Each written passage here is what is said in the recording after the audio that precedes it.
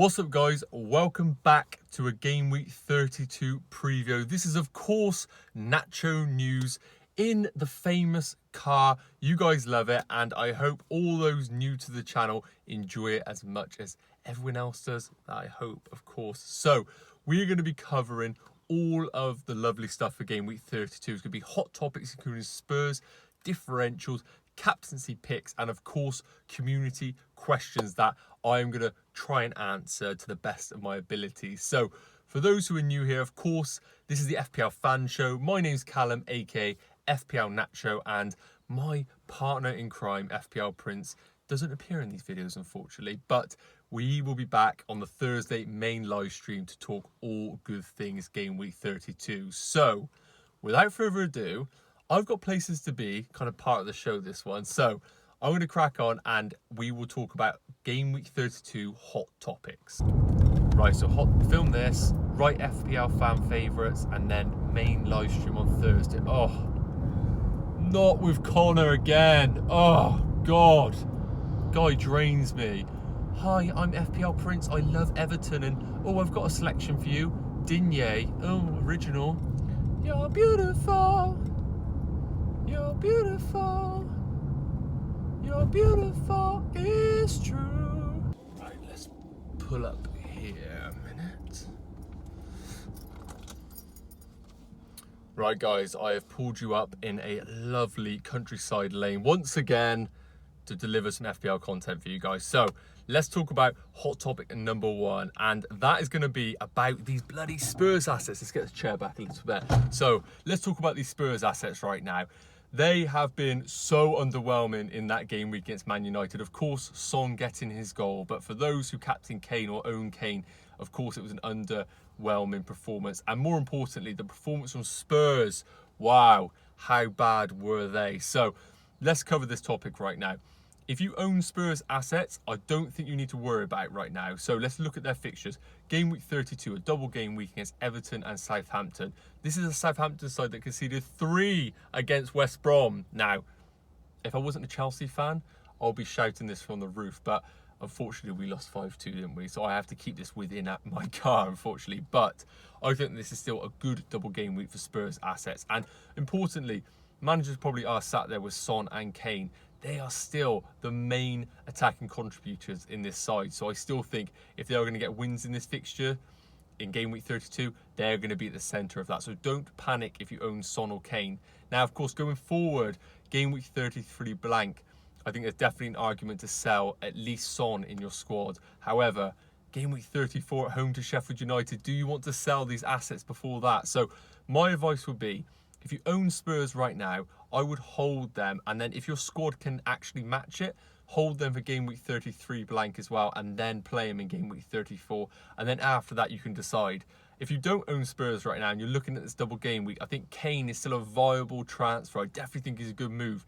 However, I wouldn't be busting the bank or team to bring in Son. I don't think he's worth it just for this particular game week, unless you have the luxury transfer in your locker. So just to conclude there, if you have Spurs, obviously panic because Mourinho is an awful manager coming from ex-Chelsea management here, but I do think that they are still solid picks for Game Week 32 onwards. So I hope that helps there. So hot topic number 2, and this will be a bit more interesting for you guys, is going to be differentials. So I think a lot of managers right now are either playing FPL to win their mini leagues, playing FPL just for the fun of it, or are actually still super engaged and in a rank that they like. But I know there are a few managers out there that want to have a bit of fun. So I think differentials not only could really skyrocket you in your actual leagues, mini leagues, but actually your overall rankings as well. So I'm going to cover a few that I really like right now. And the first one, of course, is going to be a Chelsea man. I'm a Chelsea fan, guys. It's going to be Havertz. Now, we spoke about him previously on one of our fan favourites. And a little plug here,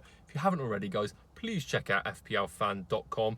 I've been writing, and well, me and Conor have been writing some FPL articles there that you should definitely check out. Put a cheeky Lacazette differential for Game Week 31, which came off beautiful. So be sure to check out this article, guys. So going back to this, Havertz, I do think that he's going to be a solid pick to the back end of the season. It really does look like Tuchel fancies him in this formation down the centre of the pitch. And of course, Chelsea assets, we know that they are rotation risks, so do not be worried. Well, what I would say is Chelsea assets are risks. So if you do bring in a Chelsea asset, all of them are a risk. However, I do think that Havertz's upside is worth the potential risk going forward. He has 20 points in his last 3 starts, and his underlying stats are looking excellent. And importantly, he passed that eye test, which I think is really important when you do look at bringing in players. So I think Havertz is an excellent differential going forward over the coming weeks. Now, an interesting one, and one that I had, was I avoided Fernandes in my wild card. I know, crazy move, but the plan was to bring him in this game week. However, is there some differentials out there that we could bring in? So let's look at the players. I think there's 2 that could really match him over the coming game weeks, and that is going to be Marcus Rashford and Greenwood. So, of course, they have an excellent game week 32 fixture at home to Burnley, where, you know, they lost 2-1 over the weekend. I think that this is a real good opportunity for them to pick up some more FPL returns against Burnley. And of course, Fernandes' ownership is about 58%. It is absolutely ridiculous. However, if you are looking for a differential and you want to avoid Fernandes, I think Rashford is an excellent pick. And at an even cheaper price, Greenwood. Caveat on Greenwood would be, of course, his minutes. He has been coming off the bench recently, but his form, surely he's only going to be starting soon. So I think Greenwood is an excellent pick as well. So just looking at another one here, and this is more of a strategy move rather than players, and it's going to be a double Arsenal defence. Now, so a lot of people go for this on their wildcard teams, and I thought very risky. However, when you look at their fixtures, they are teams that don't score many goals. So, of course, they picked up their clean sheet against Sheffield United. So, Rob Holding fans, unite, because we've done very well there. But Fulham, Everton, Newcastle, West Brom in their coming game weeks. Now, Fulham really do look championship bound, even though I do like them. Everton, they're looking so blunt. And I think Conor will agree, unfortunately, that they are probably on the beach to the back end of the season. And then Newcastle and West Brom. I know West Brom have had a bit of form, but come on. I think this is a great opportunity for Arsenal. So I'm looking at Leno and Holden as a double up in defence. And I think that could be an excellent move for the coming game week. So if you are looking for a bit of a differential defensive move, double up on them Arsenal defenders could prove fruitful. So that is going to be a couple of my differentials right now. So I want to quickly touch on another hot topic, which I know you guys want to know about, and that is going to be Man City assets. So a lot of managers got burnt over the coming game week. Sorry, the previous game week. Of course, De Bruyne, Gundogan, Diaz, all getting rested. We all knew this was going to happen, but the real question is, do we jump back into them? And I really do think that if you don't own Man City right now, I would stay off. I really would stay off. I think their fixtures continue to be quite chocker. I think they could have this league locked, you know, I was about to say their league locked up soon, but they lost against Leeds, of course. But I do not think that I can pick an asset right now that I could confidently say to you guys, it's definitely going to be starting game in, game out, apart from Edison. So what I would suggest is, if you want a real differential, you go into the likes of Kevin De Bruyne. But I think this is a great opportunity to jump on to the assets that I mentioned. And of course, the usual suspects like the Salahs, the Jottas, the Sons. And we really do double down on those assets that we know are going to be playing week in, week out. Okay, let's talk about captaincy ahead of game week 32. And I'm going to talk about 3 that I really like the look of. So, third is going to be Nacho. So, those who jumped on him in the wildcard, congratulations, because that was an excellent pick. His form and his value right now is really hard to deny. So I think if you own him right now, and to be fair, if you haven't brought him in, I should have mentioned him in the differentials, so I think he's an excellent pick as well. So Leicester's fixtures going forward are excellent. This game week, they have a decent fixture at home to West Brom, and I think he is both a differential and the form pick. So I would have him as my third pick. Second is going to be Fernandes, and of course, probably hasn't got the form to match Nacho right now, but I do think that he is still a top pick. And importantly, home to Burnley. Burnley obviously conceded 2 against Newcastle. I think that he is an excellent pick this game week, and I think Man United are finding a real bit of form right now, so I think he could be a real shrewd move right now. And number 1 is going to be Harry Kane. I spoke about these Spurs assets going forward. Although I am not confident on the likes of Regulian, Conor's going to kill me there, or Son, I think that Harry Kane is one of those assets you can hold into the back end of the season. And when they're playing the likes of Southampton, who have conceded like they have recently, and Everton, who look really down in the dumps, I think that he is going to be the best game week 32 captain. So those are my top 3 right now. So without further ado, let's take a look at some of the community questions. Right, so question number 1 is coming from JNO from Twitter, who's asked, break the midfield mold. Who are the assets to target? So thank you for your question, mate. And yes, of course, kind of touched on this in the differential section in the hot topics. I do think that it's really important for those managers that are looking for either a bit of fun or really trying to target their mini leagues should be looking at breaking the mold in order to gain some ranks. So who would I recommend? We've already touched on Havertz. I think he's an excellent option to the back end of the season. And one that I didn't talk about was Pulisic. Now, a lot of reports saying that he was really struggling with injury throughout the entire season. It looks like he is now back to somewhat of his best. Really good on the weekend against Crystal Palace. So I really like Pulisic as well. But mentioned before, Chelsea assets, own them at your own peril. I do think rotation is imminent with all of them. And otherwise, outside of that, we've talked about Greenwood and Rashford. I think they're excellent differentials to Fernandes. They're not going to get the same minutes as Fernandes just because he plays all the minutes. And of course, he has penalties. But as a differential, I think Greenwood's going to come back into the team. And I really like Rashford over the long term at the back end of the season. So they're two to consider. Last one's going to be Saka.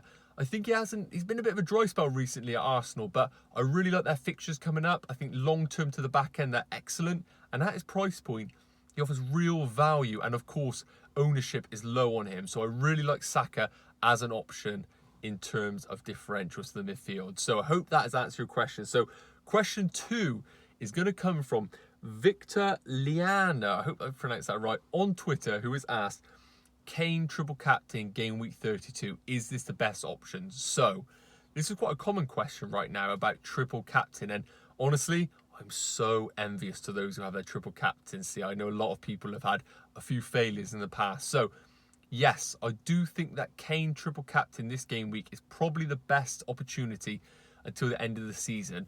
We spoke about Southampton's defensive record. Everton look pretty poor right now. So I think Kane captaincy, and especially triple captain this game week, is the definite best option for the rest of the season, really. So yes, I agree. Triple captain Kane if you still have your triple captaincy.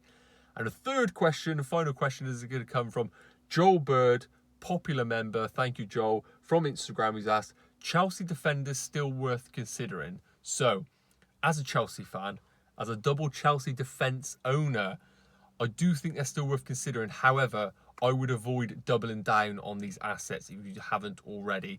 Upcoming fixtures are Brighton, West Ham, and then Fulham. These 3 fixtures, I would say, are the best of the rest. After that, fixtures are terrible. They take a real turn, and Chelsea have got a real tough back end of the season. So if you own one, I would stick to one. If you have 2, I would hold 2 over these 3 fixtures. And if you hold none, then I would even consider possibly not jumping on any Chelsea assets, because defensively, because I like the Arsenal assets defensively. And of course, we spoke about possibly Liverpool defenders as well going forward. So while I like Chelsea as a defence, and I wouldn't be putting off people necessarily getting one in, I would not be jumping at them now. I think their fixtures will be turning very, very soon. Right, guys, that concludes the Game Week 32 preview. It has been a blast talking to you guys. Of course, it's just me talking to the camera, but I feel like I am talking to you guys. So I hope this has provided some value, and of course, if not, just a little bit of entertainment to brighten up your week. So really appreciate the support, guys. And why you should stick around is because, of course, extra content. We've got the main live stream coming on Thursday, where I'm reunited with my best friend, FPL Prince. Well, I hope I'm his best friend. So we're going to be reunited, talking all good things in the live stream, Game Week 32. And of course, engaging with you guys in the live chat. So I get to talk to you guys specifically about your teams, which is always the best part and the most valuable. So if you haven't already, be sure to like, subscribe, and hit the notification bell so you don't miss these upcoming videos. And of course, check out our website, fplfan.com, for the FPL fan favorites. You don't want to miss that. So hope you have a great game week and an excellent week. And you know what? I'm going to end this video like all cool YouTubers do, with the hand over the camera. So I will see you guys next video. Cheers. Woo! Another video bites the dust. What a video. What a video. I am on fire this week. FPL Prince, my best friend. Bloody hell, I nearly laughed at that. Good video.